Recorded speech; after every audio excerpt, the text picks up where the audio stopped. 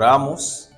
Señor Dios nuestro, estamos delante de tu presencia en esta mañana y estamos delante de tu palabra y estamos delante de tu pueblo. Queremos, oh Dios, ser instrumento tuyo a fin, oh Señor, de que tú digas a tu pueblo qué es lo que tú quieres comunicar. Habla, oh Señor, según tu voluntad y permite, oh Dios, que todos seamos confrontados y transformados por el mensaje de tu palabra. Muchas gracias en el nombre de Jesús. Amén. Quisiera en esta mañana, hermanos y hermanas, conversar acerca de la vida en Cristo, la vida plenamente en Cristo. Y para ello les voy a invitar que vayamos a la carta del apóstol Pablo, que conocemos como Gálatas, capítulo 5. Vamos a ver los versos 16 al 25. Gálatas, capítulo 5, versos 16 al 25. Pero no vamos a leer todo el texto de una vez, sino que vamos a ir refiriéndonos a algunos versículos a medida que vayamos haciendo algunos énfasis en lo que dice el texto. Lo primero a lo que hay que prestar atención es a la carta misma, a la epístola. Se conoce de hecho como una de las primeras cartas escritas por el apóstol Pablo. Y fue una carta dirigida a los cristianos de Galacia en Asia Menor. Y tenía entre las cosas principales que quería lograrse con esta carta, primero, dar una enseñanza a la iglesia para confrontar los judaizantes.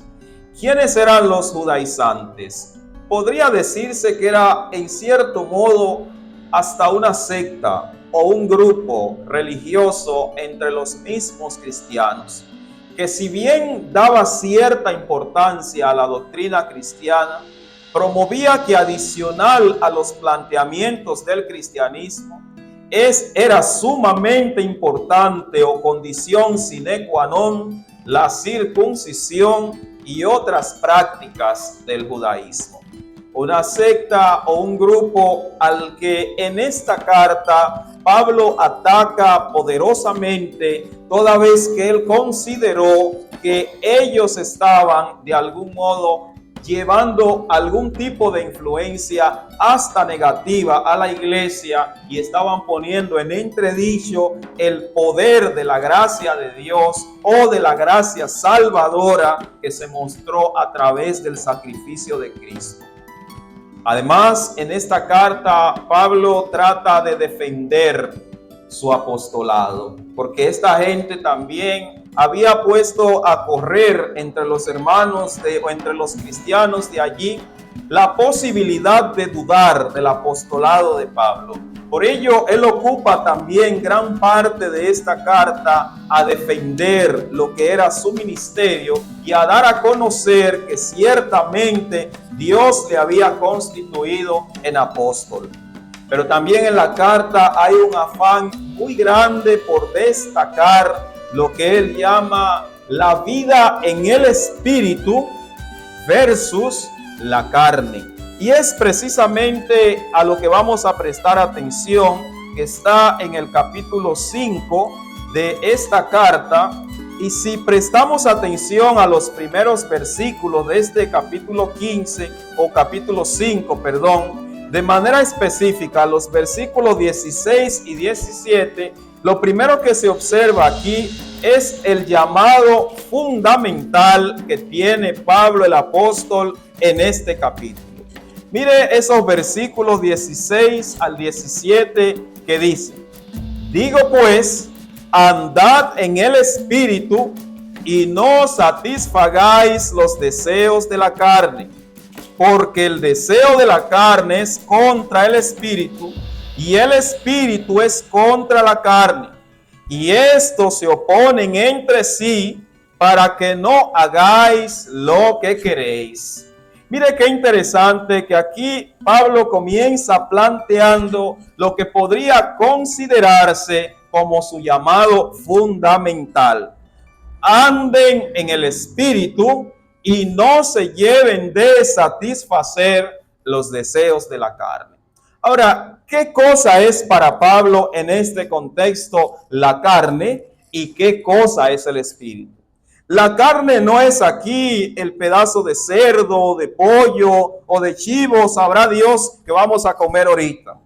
La carne para Pablo en este contexto se refiere a ese instinto humano, a ese deseo del ser humano de estar en contraposición con la voluntad de Dios.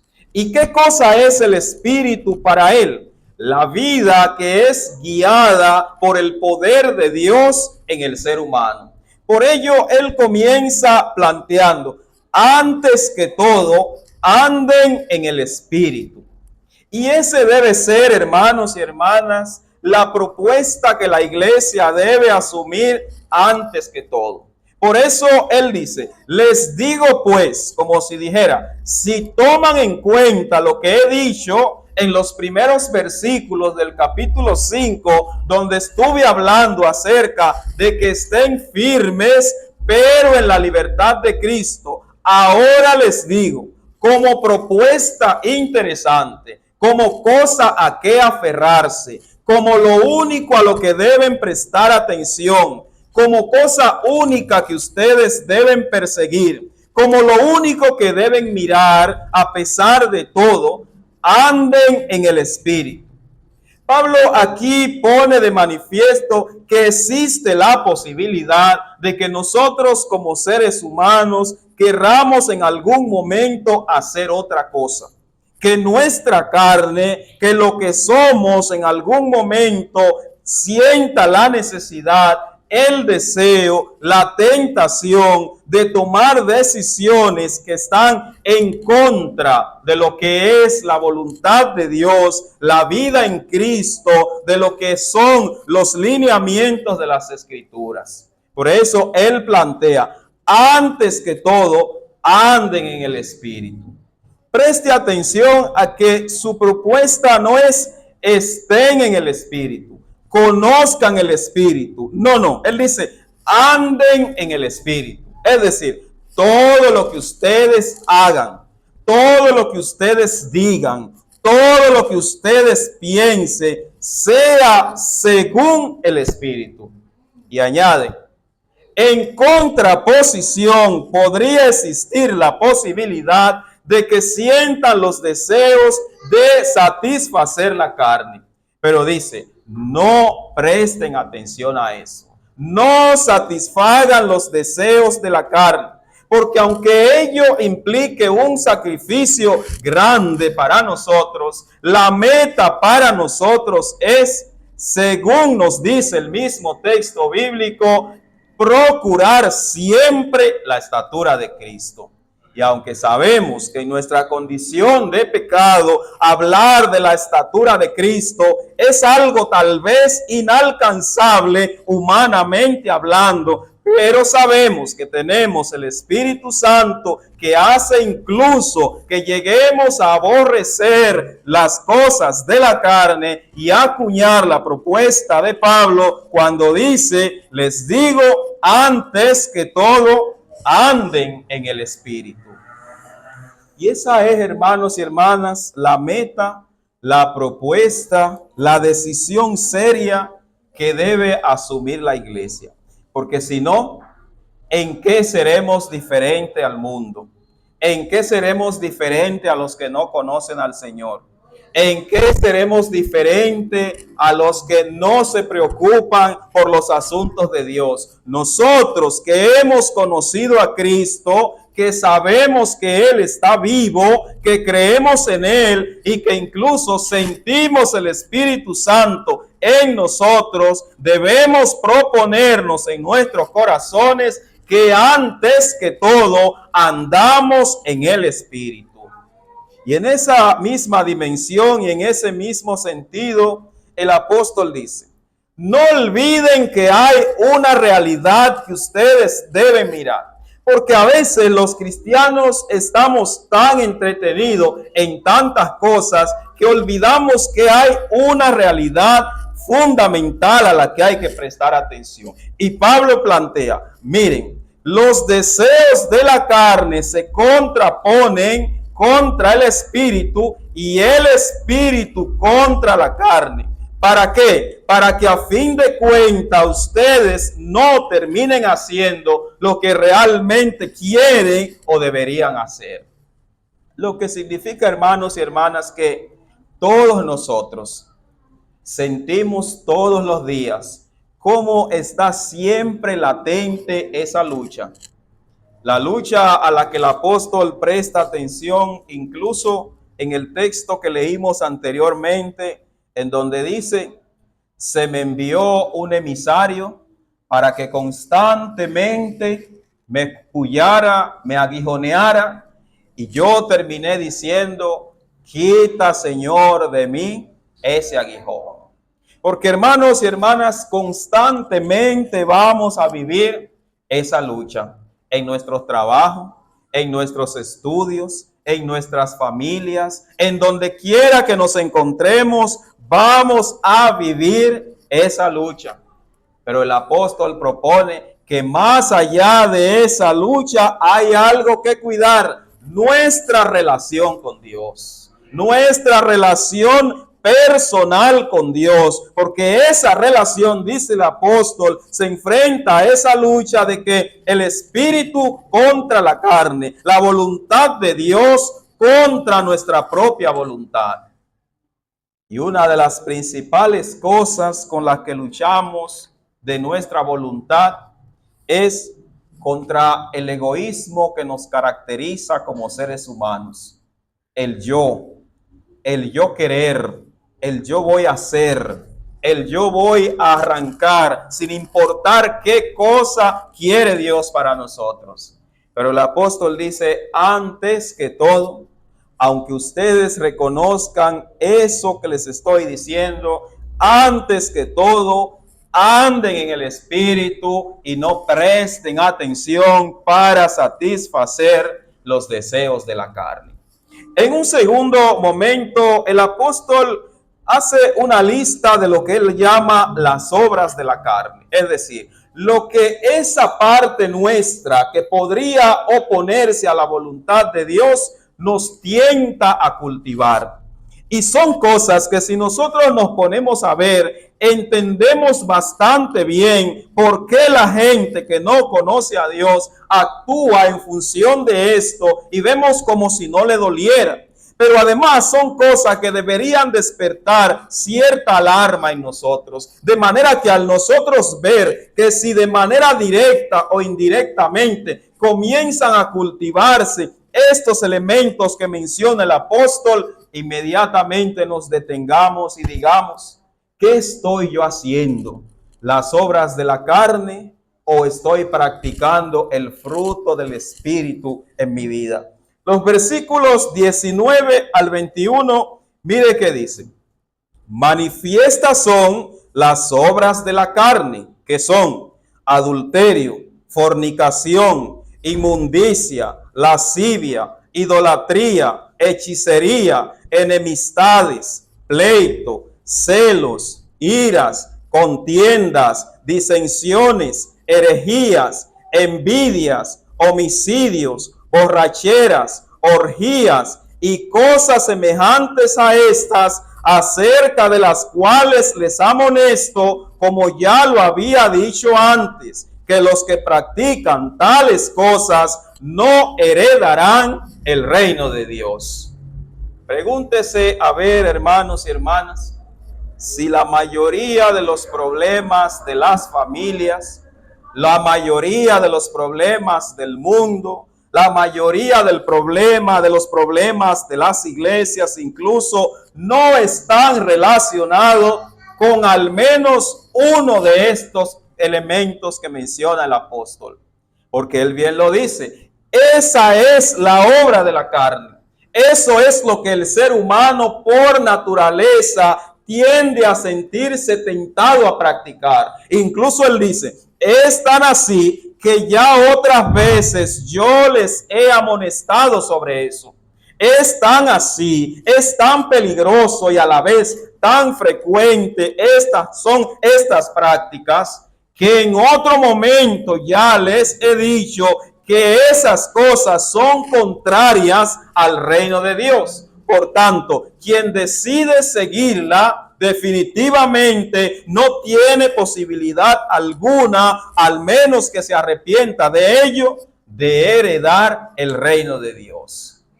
Por eso, hermanos y hermanas, deje que los que no conocen al Señor hagan y deshagan, y sométase usted a la voluntad de Dios. Deje que los que no conocen al Señor opinen, digan y desdigan, y apéguese usted, como dice el apóstol en el versículo 16, a andar en el Espíritu y a no prestar atención a los deseos de la carne. Porque si nos llevamos, hermanos y hermanas, de lo que yo quiero hacer, de lo que es más fácil, de lo que otro me propone, de lo que anda por el mundo, de lo que hay en la televisión, de lo que hay en internet, de lo que hay en los autobuses y en donde quiera que nos movemos, llegará el momento en que no se podrá hacer la diferencia entre quienes conocen a Dios y quienes no lo conocen.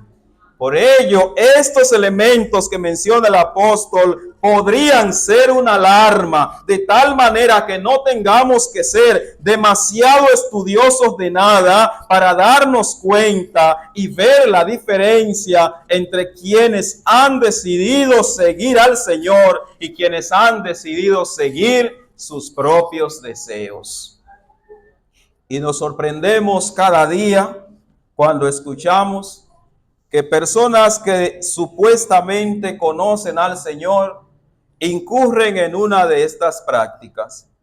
Nos sorprendemos cuando algunos de los que están cerca de nosotros se van del camino del Señor y se desvían y con tanta facilidad acuden a estas prácticas.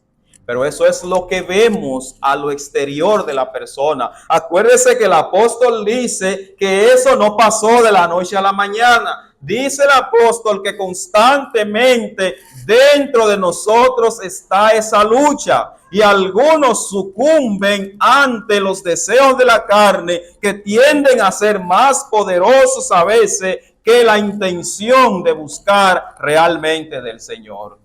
Por eso nosotros, hermanos y hermanas, debemos procurar en todo momento preguntarnos cuál es realmente la voluntad de Dios. ¿Cuál es realmente el camino del Señor?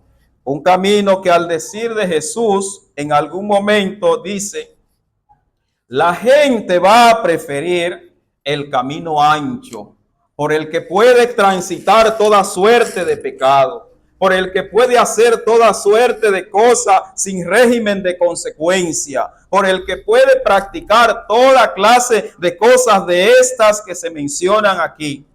Ellos van a querer ese camino, pero cojan ustedes el camino estrecho por el que pocos quieren transitar. Y ese es el camino, hermanos y hermanas, que nosotros hemos seleccionado. El camino que es tan estrecho por el que solamente puede transitar usted y la voluntad de Dios. Usted y el fruto del Espíritu, y no dar paso a nada de estos elementos que el apóstol menciona en esta lista. Y me parece, hermano, que no hay necesidad en este contexto o en este momento de hacer un análisis o un estudio de cada uno de los elementos o de las conductas que hay en esta lista. Usted en su casa vuelva a analizarla y cuando la analice, mire a ver qué es lo que vemos en las redes sociales, en los dime y direte. Analice qué es lo que vemos con las figuras públicas en el día de hoy. Analice qué es lo que vemos en el mundo a todos los niveles. Y usted verá que al final terminará concluyendo que tiene razón el apóstol Pablo cuando dice, se manifiestan las obras de la carne. O sea, no están ocultas, las estamos viendo. Más adelante en el los versículos que van del 22 al 23, el apóstol presenta la contrapartida o lo que él llama lo que se contrapone a esas conductas. Versículos 22 y 23, él dice: mas el fruto del Espíritu, mire que este más significa pero, como si quisiera decir, lo que dije anterior, recuérdenlo, que son las manifestaciones de la carne, de los que no conocen al Señor, de los que han decidido satisfacer sus deseos, más, o pero, o sin embargo, o en cambio, el fruto del Espíritu, es decir, lo que produce el Espíritu. Fíjese que no dice los frutos como algunos dicen, dice el fruto, porque se trata de como si miráramos la vid, que produce un fruto, un ramillete que tiene diversas frutas.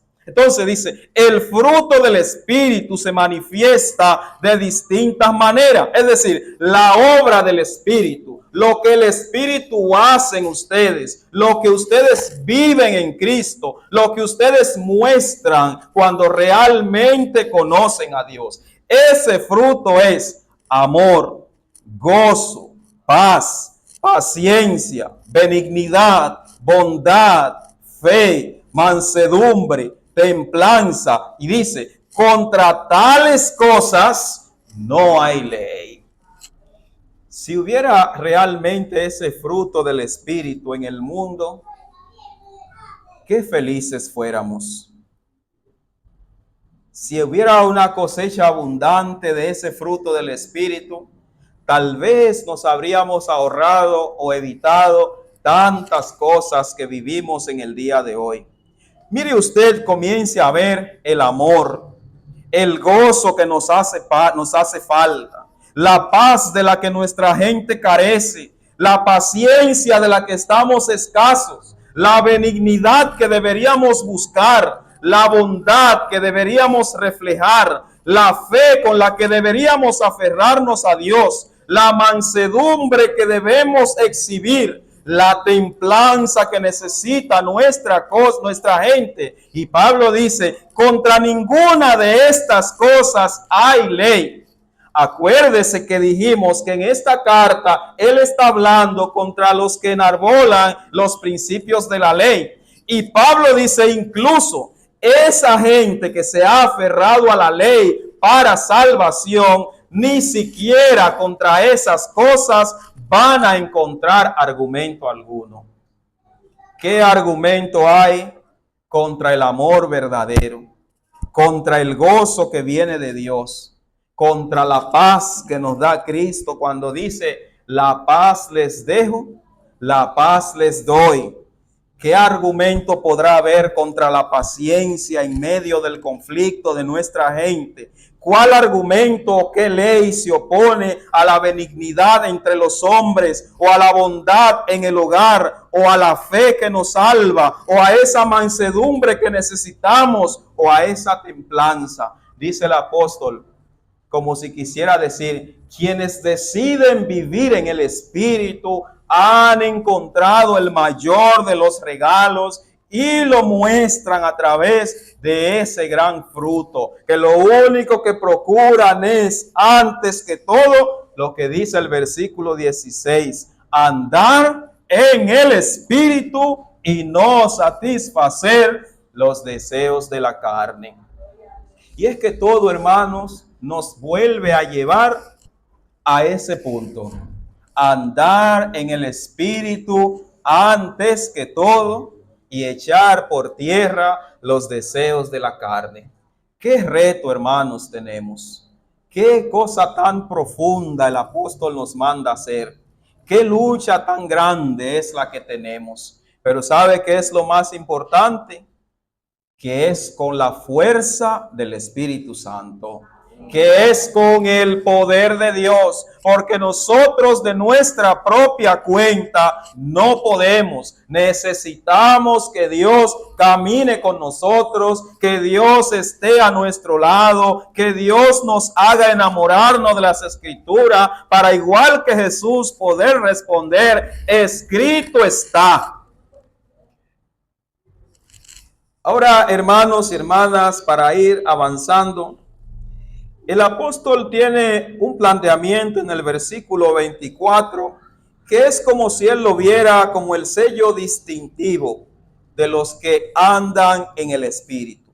Fíjese que él dice, los que son de Cristo. Él no dice los que oyeron de Cristo, o los que leyeron de Cristo, o los que pensaron en Cristo. Él dice, los que son de Cristo han crucificado la carne con sus pasiones y deseos.